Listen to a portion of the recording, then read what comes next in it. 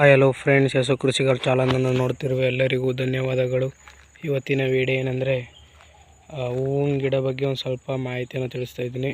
ನೋಡಿ ಫ್ರೆಂಡ್ಸ್, ಯಾವ ರೀತಿ ಇವರು ನೆಟ್ಟವ್ರೆ ಅಂತ ನೀವು ನೋಡ್ತಾ ಇರ್ಬೋದು. ನಾನು ಇದರ ಅಲ್ಲೇ ಸ್ಟಾರ್ಟಿಂಗ್ ವಿಡಿಯೋ, ನಾನು ಫಸ್ಟ್ ವಿಡಿಯೋ ಮಾಡಿದಾಗ ಇಲ್ಲಿನ ವಿಡಿಯೋ ಮಾಡಿಬಿಟ್ಟಿದೆ. ನೋಡಿ, ಇದೇ ಮರಗಳು ಇದ್ದು ನೋಡ್ತಾ ಇರ್ಬೋದು ನೀವು. ಈ ತೆಂಗಿನ ಮರಗಳೇ ಇದ್ದು, ಅದರಲ್ಲಿ ಈಗ ಕಡ್ಡಿ ಇತ್ತು ಆಗ ನಾನು ಮಾಡಿದಾಗ.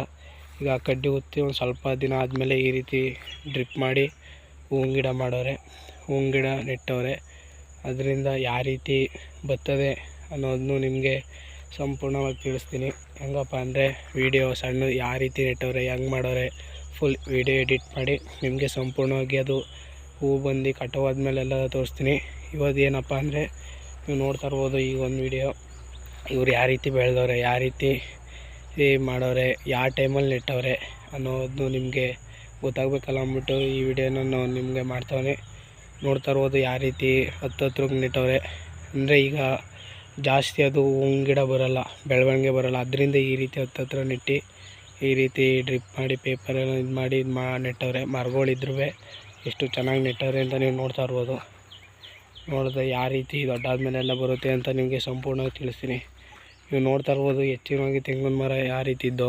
ಈಗ ನಾನು ಹೇಳಿದೆ ಅವು ಬಿಡ್ತವೆ ಇನ್ನೇನು ಅಂತ, ಇನ್ನೊಂದು ವರ್ಷ ನೋಡಿ ಅದು ಫಲ ಬಿಟ್ಟೈತೆ ಅಂತ. ಅಷ್ಟೊಂದು ಚೆನ್ನಾಗಿ ಬಿಡ್ತಾಯಿಲ್ಲ, ಅದು ಇನ್ನೇನೋ ಚೆನ್ನಾಗಿ ಬಿಡ್ಬೋದು. ನೋಡ್ತಾ ಇರ್ಬೋದು ಯಾವ ರೀತಿ ಈ ಹೂವಿನ ಗಿಡ ಎಲ್ಲ ಮಾಡೋರೆ ಅಂತ.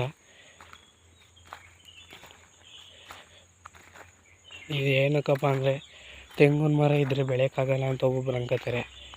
ಇಲ್ಲ, ಏನೋ ಜಾಸ್ತಿ ಕೌಚ್ಕೊಂಡಂಗಿದ್ರೆ ಬೆಳೆಯೋಕ್ಕಾಗಲ್ಲ.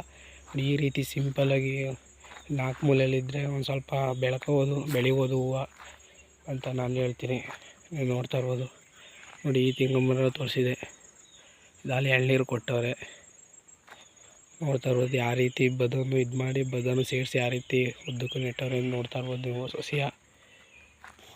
ನೋಡಿ ಫ್ರೆಂಡ್ಸ್, ಈ ರೀತಿ ನೀವು ಬೆಳಿಬೇಕು ಅಂತ ಇದು ಮಾಡಿದ್ರೆ ತೆಂಗಿನ ಮರ ಐತೆ ಆಯ್ಕಿಲ್ಲ ಅಂತೇನಿದ್ದಾಗಬೇಡಿ.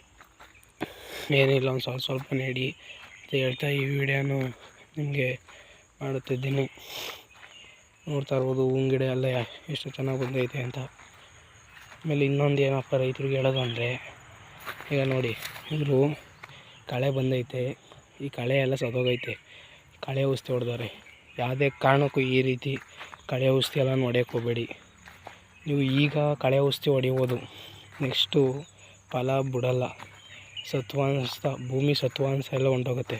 ಅದರಿಂದ ಯಾವುದೇ ಕಾರಣಕ್ಕೂ ಈ ರೀತಿ ಕಳೆ ಔಷಧಿ ಅಂತೂ ಯಾವುದೇ ಕಾರಣಕ್ಕೂ ನೀವು ಬೇಕಾದ್ರೆ ಒಂದು ಸ್ವಲ್ಪ ಖರ್ಚಾಯ್ತದೆ ಅಂದರೆ ಹೆಂಗಾರು ಖರ್ಚಾಗಲಿ ಅಂತ ಇದು ಮಾಡ್ಬೋದು. ಈ ಸತಿ ಲಾಭ ಸಿಗಲಿಲ್ಲ ಅಂದರೆ ನೆಕ್ಸ್ಟ್ ಸತಿ ಸಿಗುತ್ತೆ. ಅದೇ ಈ ರೀತಿ ಕಳೆ ಔಷಧಿ ಹೊಡೆದು ಭೂಮಿ ಪರ್ವತ ಎಲ್ಲ ಕಳೆದ್ರೆ ಯಾವುದೇ ಕಾರಣಕ್ಕೂ ನಿಮಗೆ ನೆಕ್ಸ್ಟು ಫಲ ಸಿಗೋಲ್ಲ. ಇದೊಂದು ಫಲ ಸಿಗೋದು ಜಾಗದಾಗ ಹೊಡಿತೆ, ಆಮೇಲೆ ಮಣ್ಣೆಲ್ಲ ಮಿಕ್ಸಾಗಿ. ಯಾವುದೇ ಕಾರಣಕ್ಕೂ ಈ ರೀತಿ ಕಳೆ ಔಷಧಿ ಎಲ್ಲ ಹೊಡೆದು ನಾಶ ಮಾಡಬೇಡಿ ಭೂಮಿ ಅಂತ ಹೇಳ್ತೀನಿ. ಆಮೇಲೆ ಅಡಿಕೆ ಗಿಡಕ್ಕೆಲ್ಲ ಈಗ ಏನಪ್ಪ ಅಂದರೆ ಅಡಿಕೆ ಗಿಡದೊಳಗೂ ಕಳೆ ಕೆಸರು ಅಂದ್ಬಿಟ್ಟು ಫಲ ಇದು ಮಾಡ್ತಾರೆ. ಅದನ್ನು ಯಾವುದೇ ಕಾರಣಕ್ಕೂ ಕಳೆ ಔಷಧಿ ಅನ್ನೋದು ಸಾಯಿ ಅಂತದ, ಯಾವುದೇ ಕಾರಣಕ್ಕೂ ಹೊಡಿಬೇಡಿ ಅಂತ ಈ ವಿಡಿಯೋದಲ್ಲಿ ಹೇಳ್ತಿದೆ. ನೀವೆಲ್ಲರೂ ಕೂಡ ಖರ್ಚಾದರೂ ಸಿಕ್ಕಿಲ್ಲ, ಸ್ವಲ್ಪ ಕಳೆ ಕೀಳಿಸಿ ಇಲ್ಲಾಂದ್ರೆ ಏನಾದ್ರು ಮಾಡಿ ಈ ರೀತಿ ಕಳೆ ಔಷಧಿ ಎಲ್ಲ ಹೊಡಿಬೇಡಿ ಅಂತ ಈ ವಿಡಿಯೋದಲ್ಲಿ ಹೇಳ್ತಾಯಿದ್ದೀನಿ. ಎಲ್ಲರೂ ಈ ವಿಡಿಯೋ ಇಷ್ಟ ಆದರೆ ಲೈಕ್ ಮಾಡಿ, ಶೇರ್ ಮಾಡಿ, ಕಮೆಂಟ್ ಮಾಡಿ, ಸಬ್ಸ್ಕ್ರೈಬ್ ಆಗೋದು ಮಾತ್ರ ಮರಿಬೇಡಿ ಅನ್ನುತ್ತಾ ಈ ವಿಡಿಯೋವನ್ನು ಮುಕ್ತಾಯಗೊಳಿಸುತ್ತಿದ್ದೀನಿ. ಎಲ್ಲರಿಗೂ ಧನ್ಯವಾದಗಳು ಫ್ರೆಂಡ್.